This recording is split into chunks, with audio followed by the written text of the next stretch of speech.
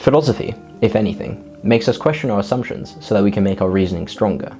And when it comes to questioning our assumptions, what more fundamental is there than our own logic? Here are 3 paradoxes that make us question which assumptions exactly we should do away with.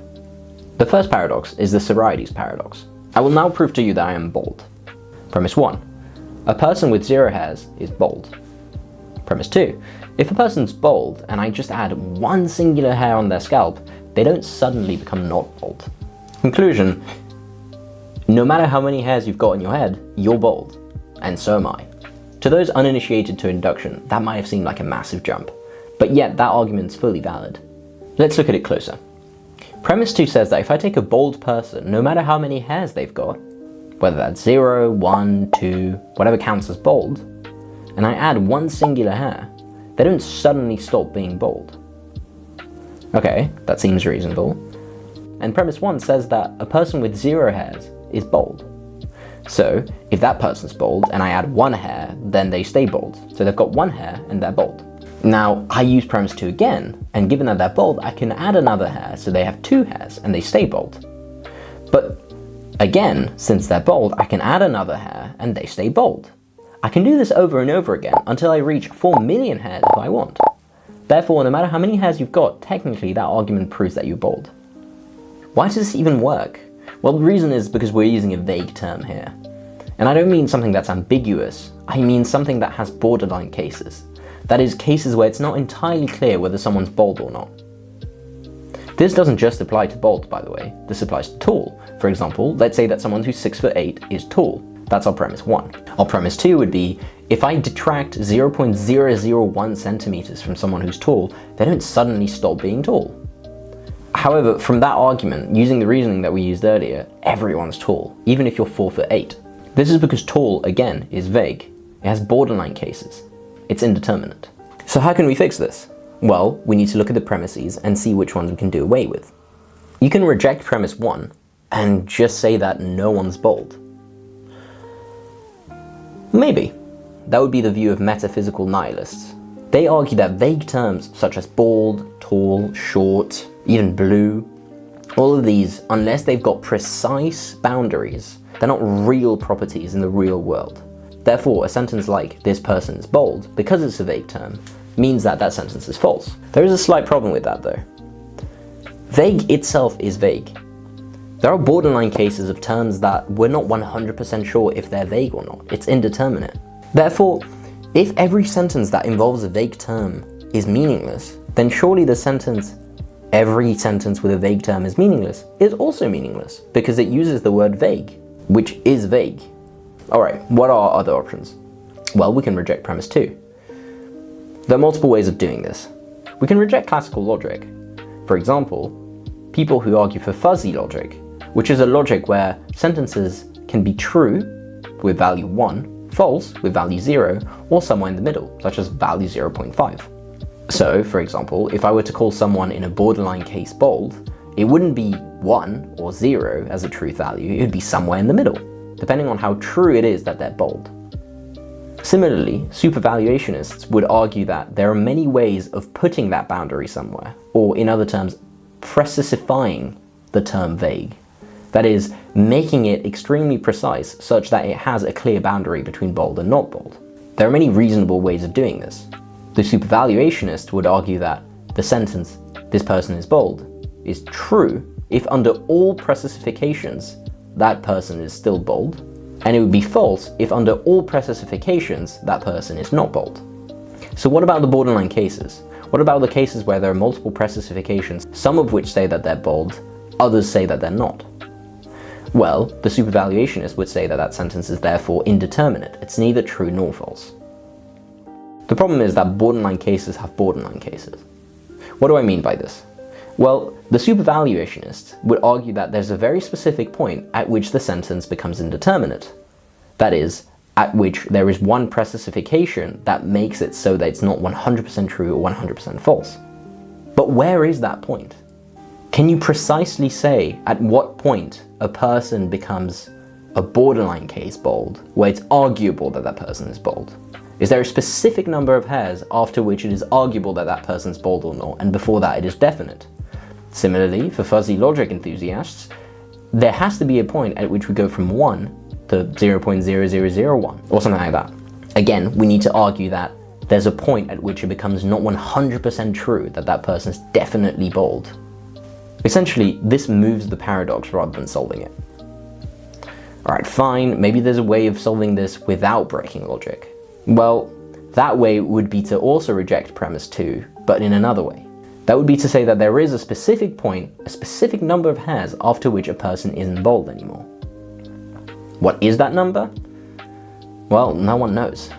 Because that end is not just arbitrarily chosen, but it is set by our conventions, the conventions of our language, the conventions by which we use the word bold. So if I knew exactly every interaction ever, I would be able to know exactly where that line is, and I would figure out exactly the number of hairs it takes for someone to be bold? Maybe. But it's also very possible that our conventions don't actually tell you exactly a number of hairs, and they're compatible with many ways of cutting it. In which case, the epistemist, the person who believes that there is in fact a boundary, doesn't have much to stand on. So, do you believe that this breaks classical logic, or there's a way of saving it? Paradox number 2, the liar. Let's say I said the sentence, "This sentence is false." This referring to the sentence itself. In other words, I'd be uttering a sentence that I'd call L, which is, L is false. Alright, what's the problem? Well, if L is true, then what it says is true, right? So that means that L is false.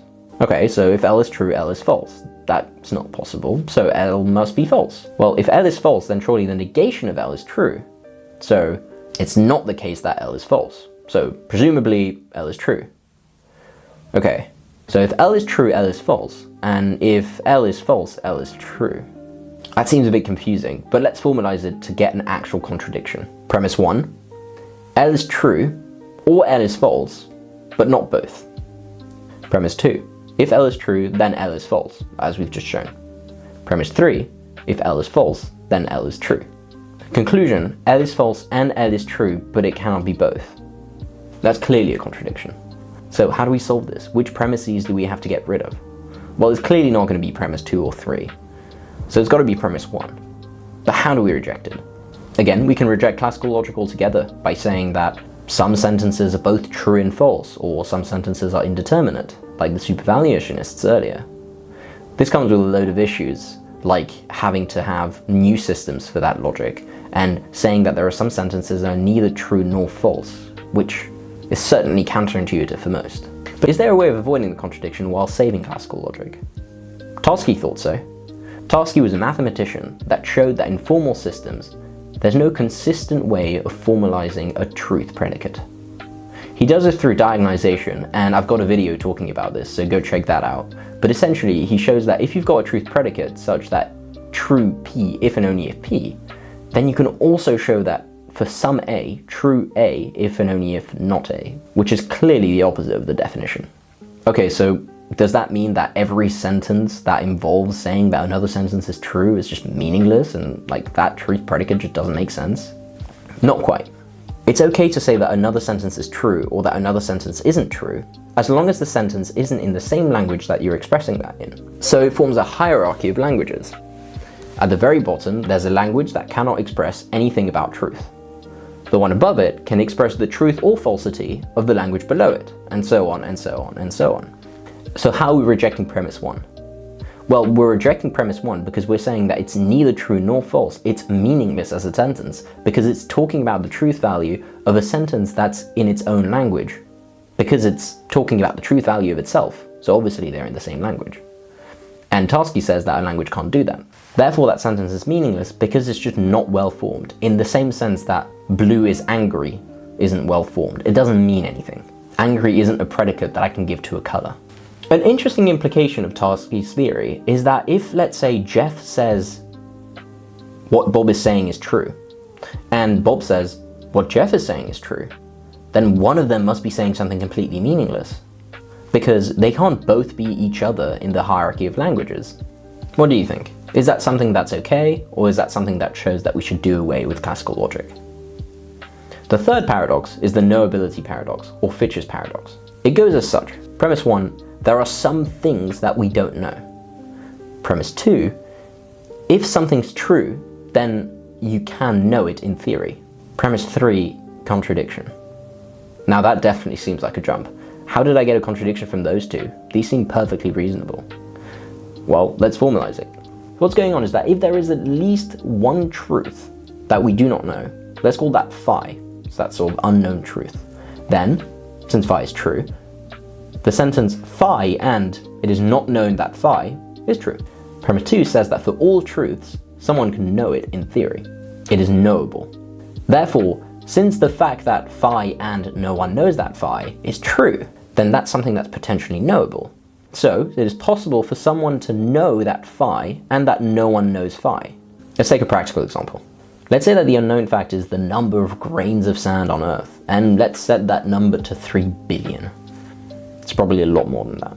Then a true sentence would be, there are 3 billion grains of sand on Earth, and no one knows that there are 3 billion grains of sand on Earth. Therefore, by premise 2, I can derive that it is possible to know the following fact. There are 3 billion grains of sand on Earth, and no one knows that there are 3 billion grains of sand on Earth. However, if someone knows that fact, then they know that there are 3 billion grains of sand on Earth. Therefore, it's not true that no one knows that there are 3 billion grains of sand on Earth. You can't know phi and know that no one knows phi. That's the contradiction. Again, what can we do? Well, we can reject premise 1 and say that we just know everything already. That's not super convincing. So the most likely thing that we can do is reject premise 2. It's not possible to know everything. Now, you can also just reject the logic all entirely by saying that truth has to be temporal, or you can restrict truths to being those that are verifiable, things like that. But again, that would be doing away with the logic that we're using. Again, is the conclusion that there are some things that we cannot know, even in theory, bad enough that you would want to do away with the logic that we've used? Or is that an acceptable conclusion? I hope you enjoyed these puzzles as much as I did, and thanks for watching.